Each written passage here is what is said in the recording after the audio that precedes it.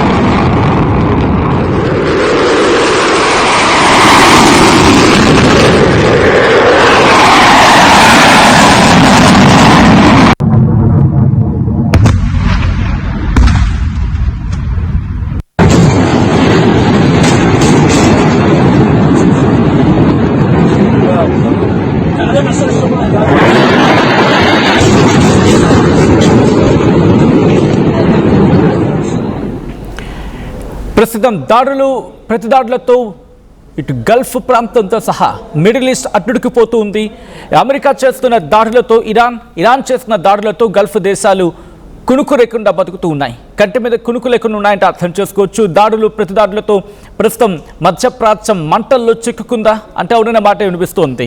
ఇంతవరకు అమెరికా నువ్వు దాడి చేస్తే నేను చూశాను, ఇప్పుడు నా దాడులంటే ఏంటో చూపిస్తాను, నీ సైనికుడిని ఒక్కొక్కరిని మట్టు పెడతానంటూ ఇరాన్ వార్నింగ్ ఇస్తూ ఉంది. ఈ క్రమంలోనే అమెరికన్ సైనికుని టార్గెట్గా ఇరాన్ దాడులకు పాల్పడింది. మీరు చూడొచ్చు యుఎస్ సెంట్రల్ కమాండ్ చేసిన ట్వీట్ ఇది. Today at 4 p.m. ET, US forces begin a new round of strikes against Iran at the commander-in-chief's direction. The strikes are designed to further degrade Iranian military capabilities used to attack commercial shipping in the Strait of Hormuz అంటూ కూడా US central command చేసిన tweet ఇది. దీంతో పాటు Trump కూడా tweet చేయడం జరిగింది. Trump ఏమంటూ ఉన్నాడు, every time Iran kills an American soldier they will pay for that killing many times over.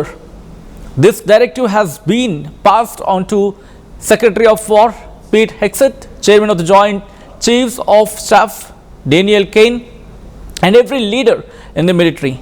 President Donald J. Trump అంటూ చెప్పుకొచ్చారు. ట్రంప్ ఏమంటున్నారంటే ప్రతిసారి ఇరాన్ అమెరికా సోల్జర్ని చంపుతూ ఉన్న ప్రతిసారి వాళ్ళు అంతకు మించి దానికి మూల్యం చెల్లించుకోవాల్సి ఉంటుంది.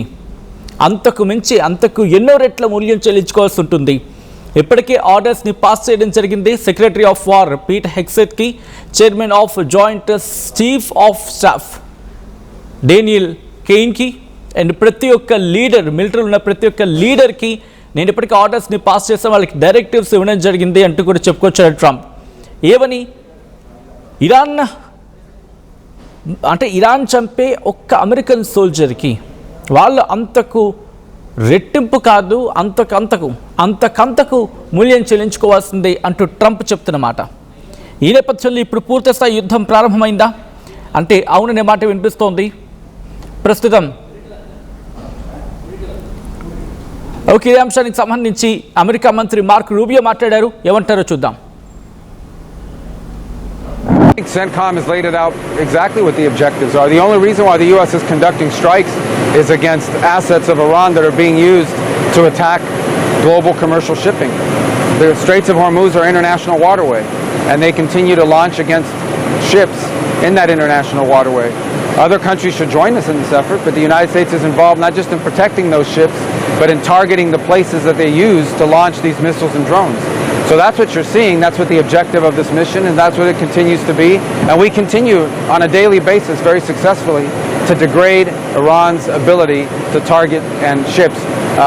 You hear about the ships that have been struck, you don't hear about the ones that have been defended and the ones they haven't been able to launch against. But as long as Iran insists on controlling an international waterway, we're going to have to respond to that. CENTCOM has laid it out exactly what the objectives are. ప్రస్తుతం US secretary of state mark Rubio చేసిన statement మీరు చూశారు. చాలా గట్టిగా warning ఇస్తూ ఉన్నారు. ఎక్కడైనా America విషయంలో ఎవరైనా దుష్ప్రవర్తన చేస్తే, అమెరికా పట్ల ఎవరైనా తేడాగా వ్యవహరిస్తే, అమెరికాని ఇబ్బంది పెట్టేలా కనుక ప్రయత్నాలు చేస్తే వాళ్ళకి అంత సమాధానం చెప్తామని లెక్కలో ఆయన మాట్లాడుకొచ్చారు.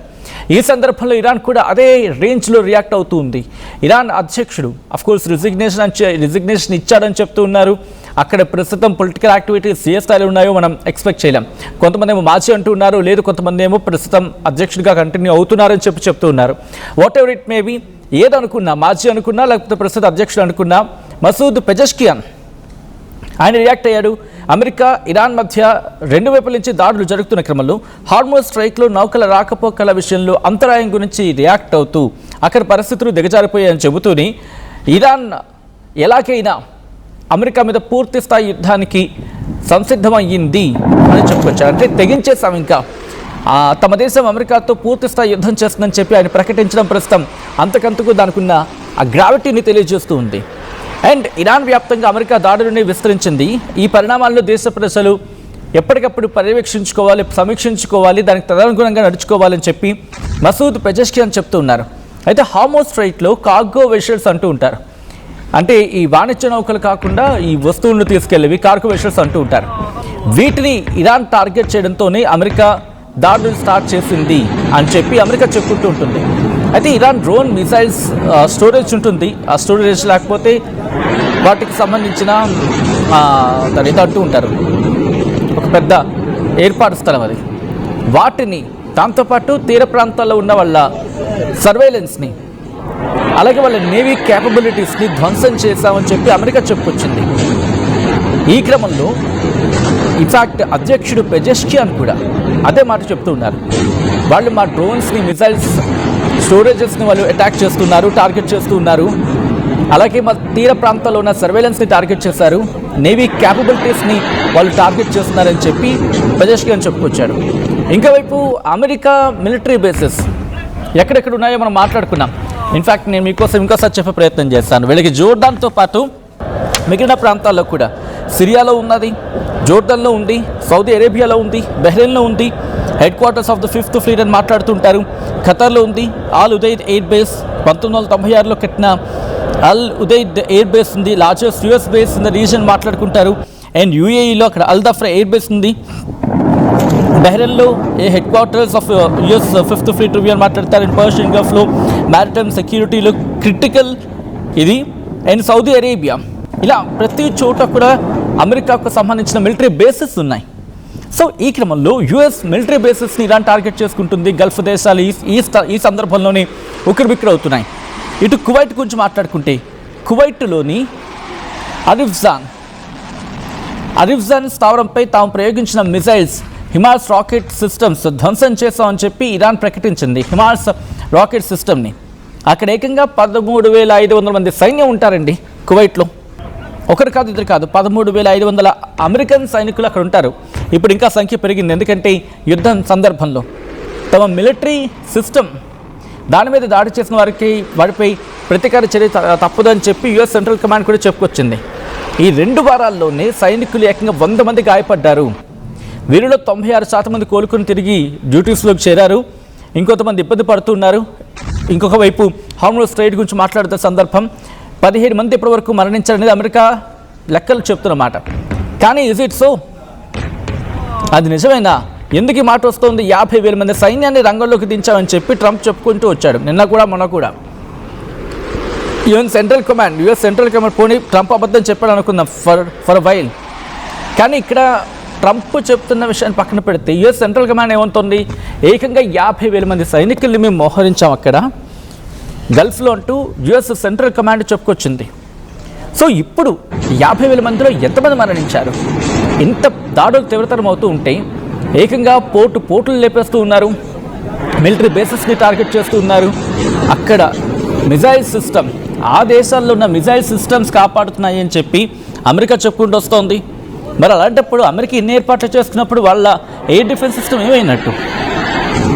ఎందుకంటే ఎక్కడికక్కడ ఎయిర్ డిఫెన్స్ సిస్టమ్ ఏర్పాటు చేసుకుంది కదా అమెరికా దాదాపుగా. ఒకసారి ఘటన ప్రదేశం, ఒకసారి దాడులు ఎలా జరుగుతుందో చూద్దాం.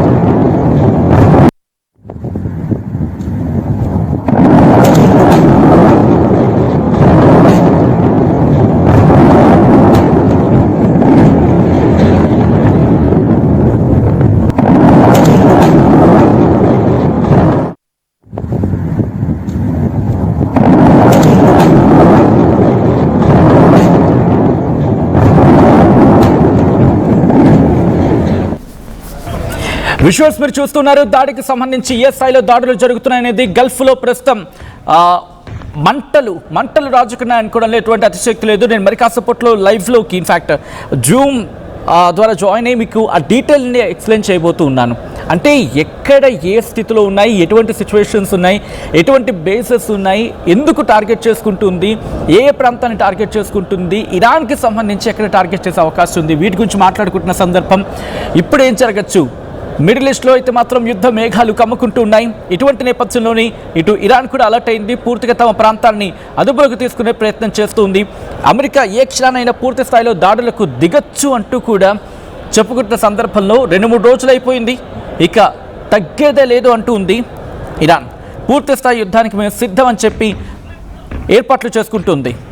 మొత్తంగా అయితే మాత్రం ప్రస్తుతం ఉన్న పరిణామాల నేపథ్యంలో ఎక్కడ ఒక్క ఇంచు కూడా అవకాశం అమెరికాకు ఇవ్వకూడదని చెప్పి ఫిక్స్ అయినట్టుగానే కనిపిస్తుంది ఇరాన్. మరి ఈ నేపథ్యంలో అమెరికాను పూర్తిగా మట్టుబెట్టడం ఇరాన్కు సాధ్యమేనా? అమెరికాను పూర్తిగా మట్టుబెట్టడం ఎందుకంటే లెట్ మీ ఎక్స్ప్లెయిన్. మరి కాసేపట్లో క్లియర్గా మీకు ఎక్స్ప్లెయిన్ చేసే ప్రయత్నం చేస్తాను.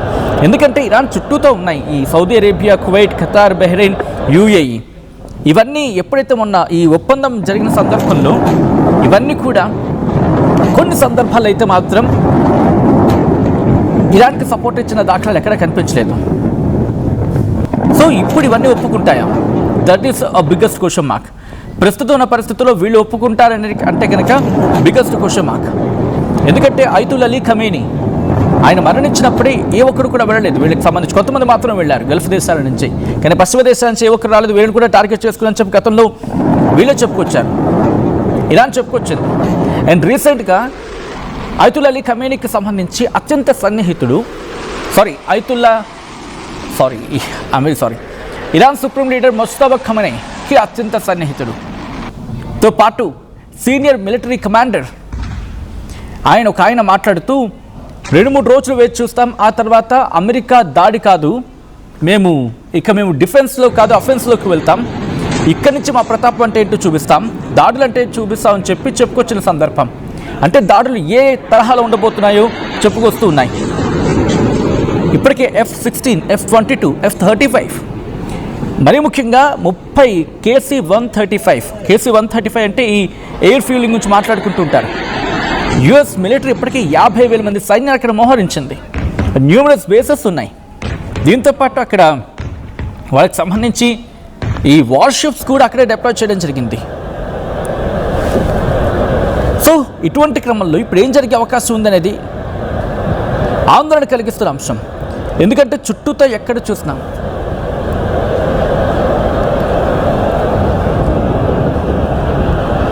ఒకసారి దాడులకు సంబంధించిన విషయాలు చూద్దాం.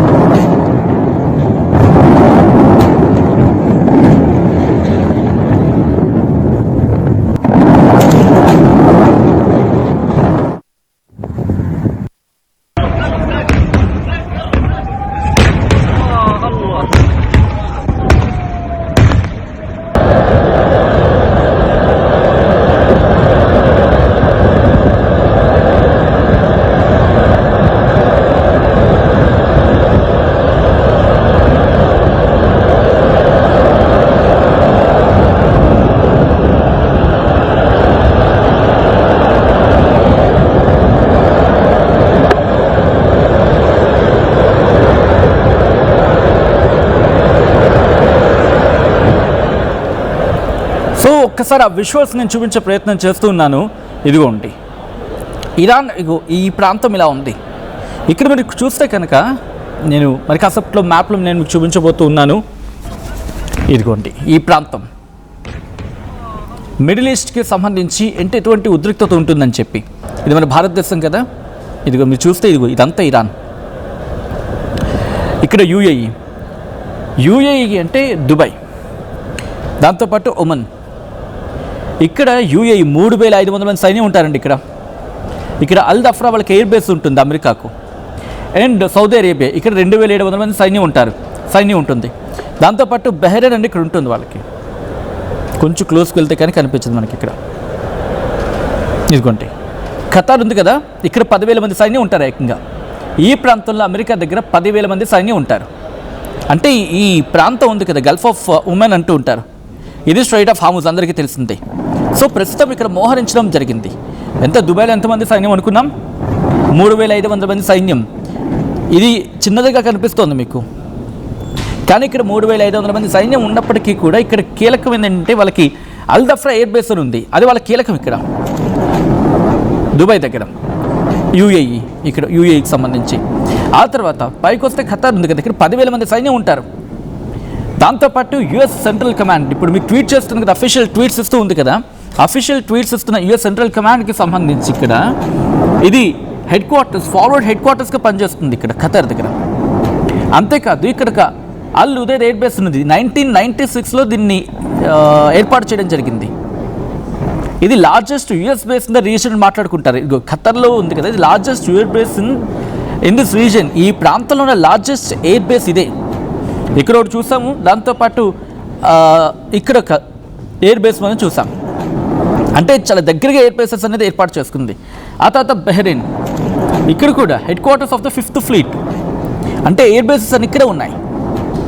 5th ఫ్లీట్ యుఎస్కి సంబంధించి headquarters of the 5th fleet. Persian గల్ఫ్లో మ్యారిటైమ్ సెక్యూరిటీలో కీలకం ఇది. ఇక్కడ ఇంకా 9,000 మంది సైన్యం ఉంటారు అమెరికాకి సంబంధించిన వాళ్ళు. నేను ఇంకా పైకి వెళ్తే కనుక ఇదిగోండి కువైట్, ఇదంతా కీలకంగా మారిందంటే ప్రస్తుతం ఇక్కడ ఇంకా 13,000 మంది సైన్యాన్ని 13,500 ఇంకా పైచిలుకు సైన్యాన్ని ఇక్కడ మోహరించింది అమెరికా. ఇదెందుకు కీలకం అంటే ఇక్కడ ఆరిఫ్ జానో ఏదో ఉంటుంది, ఆరిఫ్ జాన్ ఎయిర్ బేస్ లేకపోతే Ali Al Salem air base ఒకటి ఉంటుంది, ఒకటి రెండో ఉన్నాయి ఇక్కడ ఏకంగా ఇది massive logistic hub, forward headquarters, US army సెంట్రల్కి సంబంధించి ఫార్వర్డ్ హెడ్ క్వార్టర్స్గా పనిచేస్తుంది. ఇక్కడ ఏకంగా 13,500 మంది సైన్యం ఉంటారు. 13,500 మంది సైన్యం అంటే కువైట్లో ఆ తర్వాత ఖతార్లోనే ఎక్కువ ఉండేది. ఇక్కడ 13,500 మంది సైన్యం ఉంటే ఇక్కడ 10,000 మంది సైన్యం ఉంటారు. అంటే అంతలా వీళ్ళని ఏర్పాటు చేసింది. ఇదే అయిపోయిన తర్వాత ఇరాక్ దగ్గర ఇదిగోండి ఇక్కడెక్కడ ఉంటుంది, ఇక్కడ ఒక పాయింట్లో ఉంటుంది, ఇక్కడెక్కడ ఉంటుంది అన్నమాట ఒక ఎయిర్ బేస్ ఇరాక్కి. ఇక్కడ ఒక ఎయిర్ బేస్ ఉంటుంది. ఇక్కడ 2,500 మంది సైన్యం ఉంటారు ఇరాక్లో. అండ్ జోర్డాన్ చూడండి ఎంతలా, ఇక్కడ జోర్డాన్ ఉంది కదా, జోర్డాన్లో ఐ థింక్ ఇక్కడ అనుకుంటా ఇక్కడ ఒక ఎయిర్ బేస్ ఉంటుంది అనుకుంటా. ఇదొక హబ్, ఇది ఎయిర్ ఆపరేషన్కి. ఇక్కడ F-15, F-35, MQ reaper drones ఈ మధ్య బాగా ఉపయోగించింది అమెరికా. రీపర్ డ్రోన్స్ అని చెప్పి మీరు విని ఉండొచ్చు కాక, వాటిని ఇక్కడ ఏకంగా 4,000 మంది సైన్యం ఉంటారు అటు ఇటుగా, సుమారుగా అటు ఇటుగా. అండ్ దాంతోపాటు సిరియాలో కూడా 2,000 మంది పైచిలకు సైన్యం ఇక్కడ ఉంటారన్నమాట. ఇక్కడెక్కడ ఉంటుంది, ఇక్కడ వాళ్ళకి సంబంధించిన మిలిటరీ పాయింట్, సైనిక స్థావరం, మిలిటరీ బేస్. అంటే సిరియా నుంచి మొదలుపెట్టి Iraq, Jordan, Kuwait, Bahrain, Khattar, అలాగే ఒమన్లో కూడా అల్దఫ్రా ఎయిర్ బేస్ అని ఉంటుంది. సో అంటే పూర్తిగా ఈ ప్రాంతాన్ని టార్గెట్ చేసుకునే సందర్భం ఇప్పుడు ఇంకా సైన్యాన్ని మోహరిస్తూ ఉన్నారు. ఇక్కడ యెమెన్ ఒకటి ఉంది ప్రస్తుతం. ఇదిగో మీరు గమనిస్తే కనుక ఇప్పుడు ఈ హార్మజ్ స్ట్రైట్ క్లోజ్ అయిపోయింది. అండ్ ఇప్పుడు ఇదిగో బాబెల్ మందబ్ అంటారు, ఇది కూడా చాలా కీలకం. ఇప్పుడు ఈ రెండు క్లోజ్ అయిపోయాయి. మరి భారత్కు వచ్చే నష్టం ఏంటి? ఎందుకు నష్టం లేదు చూద్దాం. మీరు ఇక్కడి నుంచి గమనిస్తే కనుక ఇప్పుడు ఇది క్లోజ్ అయిపోయింది. ఇది మనకి అరేబియా సముద్రం ఇది. సో మనకి ఎందుకు ఇబ్బంది అంటే ఇప్పుడు పెట్రోలు, డీజిల్, గ్యాస్ ఇక్కడి నుంచి వస్తూ ఉంటాయి. మనకి 20% గ్యాస్ ఇక్కడి నుంచి రావాలి. పెట్రోల్, డీజిల్ వీటి మీద మనం ఆధారపడుతూ ఉంటాం. ఇది క్లోజ్ అయిపోయింది, ఇప్పుడు ఇబ్బంది పడ్డాం. పోనీ ఇటువైపు నుంచి మనకి అరేబియా సముద్రం నుంచి అంటే పెట్రోల్, డీజిల్కి ఇబ్బంది పడ్డాం. కొన్ని సరుకులు ఉంటాయి కదా, వాటిని రెడ్ సీ మీదుగా ఇక్కడ మీరు చూస్తే చాలా సూయిజ్ కెనాల్ అని చెప్పి చాలా సన్నగా ఉంటుంది.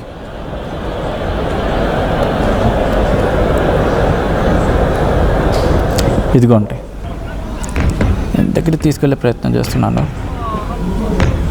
ఇదిగోండి సూయిజ్ కెనాల్ అంటారన్నమాట. సో ప్రస్తుతం ఈ సూయిజ్ కెనాల్ నుంచి గల్ఫ్ ఆఫ్ సూయిజ్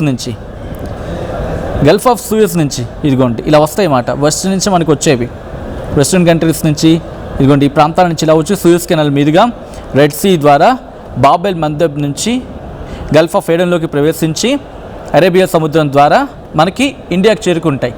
కాబట్టి మన భారత్కి ఇప్పుడు ఇబ్బంది ఎందుకంటే ఇప్పుడు దీన్ని క్లోజ్ చేశారు, ఇది క్లోజ్ అయిపోయింది.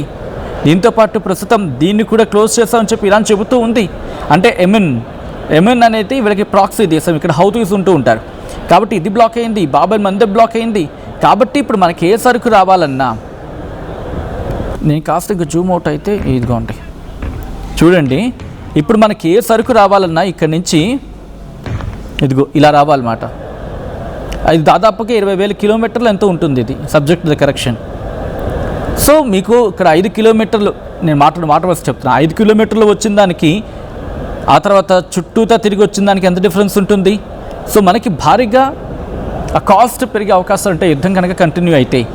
ఎందుకంటే నేను కొంచెం డౌన్ చేస్తున్నాను. ఓకే కొంచెం ఎస్. ఇక్కడ ఇది బ్లాక్ అయిపోయింది. ఇది స్ట్రెయిట్ ఆఫ్ హార్మోస్, ఇది బాబెల్ మందేబ్. మనకి ఇదైతే పెట్రోల్ డీజిల్ వీటి గురించి. అండ్ ఇది విదేశాల నుంచి మనకి రావాలంటే మరి ముఖ్యంగా వెస్ట్రన్ కంట్రీస్ నుంచి పశ్చిమ దేశాల నుంచి రావాలంటే ఫ్రాన్స్ నుంచో, ఇటలీ నుంచో, గ్రీస్ నుంచో, లేకపోతే ఇదిగోండి బెలారూస్, యుక్రెయిన్ వీటి నుంచి ఏదైనా అనుకుంటే కనుక మనకి ఇదే. సో రష్యా నుంచి కొన్ని సందర్భాల్లో, లేకపోతే యూకే నుంచి ఏవైనా రావాలంటే మనకు వచ్చేది దీని నుంచే. ఇక్కడ నుంచి ఫ్రాన్స్ నుంచి ఇదిగో వెషల్స్ ద్వారా ఇలా వస్తాయి. దీని ద్వారా ఇక్కడ సూయజ్ కెనాల్ ఉంటుంది, సూయజ్ కెనాల్ ద్వారా ఇలా వస్తుంది. ఇది రెడ్ సీ మీదుగా గల్ఫ్ ఆఫ్ బాబెల్ మందేబ్ అని ఉంటుంది. ఇక్కడ బాబెల్ మందేబ్ నుంచి ఇక్కడ నుంచి గల్ఫ్ ఆఫ్ ఏడెన్ అనుకుంటా, Gulf of Aiden, right. Gulf of Aiden ద్వారా అరేబియా సముద్రంలోకి ఇది అడుగు పెడుతుంది. సో ఇప్పుడు కనుక మనకి ఇది కూడా బ్లాక్ అయిపోతే యుద్ధం కారణంగా మనకి ఏమైనా రావాలన్నా ఇటు నుంచి ఇదిగో ఇలాగే ఇదిగోండి ఇలా వచ్చి ఇలా రావాలి మనకి. సో మనకి బంగాళాఖాతం కాదు, హిందూ మహాసముద్రం దిక్కు. ఇంకప్పుడు హిందూ మహాసముద్రమే ఇప్పుడు మనకి దిక్కు అవుతుంది. అప్పుడు రేట్లు పెరిగే అవకాశం ఉంటుంది.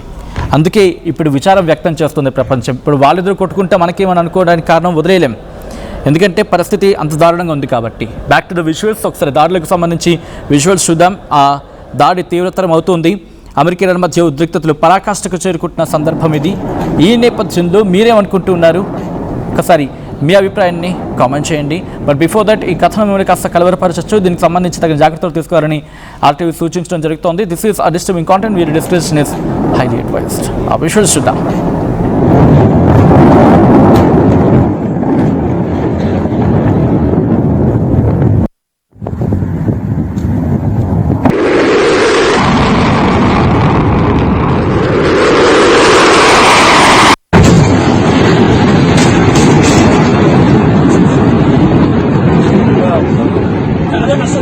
Has laid it out exactly what the objectives are. The only reason why the U.S. is conducting strikes is against assets of Iran that are being used to attack global commercial shipping. The Straits of Hormuz are international waterway, and they continue to launch against ships in that international waterway. Other countries should join us in this effort, but the United States is involved not just in protecting those ships, but in targeting the places that they use to launch these missiles and drones. So that's what you're seeing. That's what the objective of this mission, and that's what it continues to be.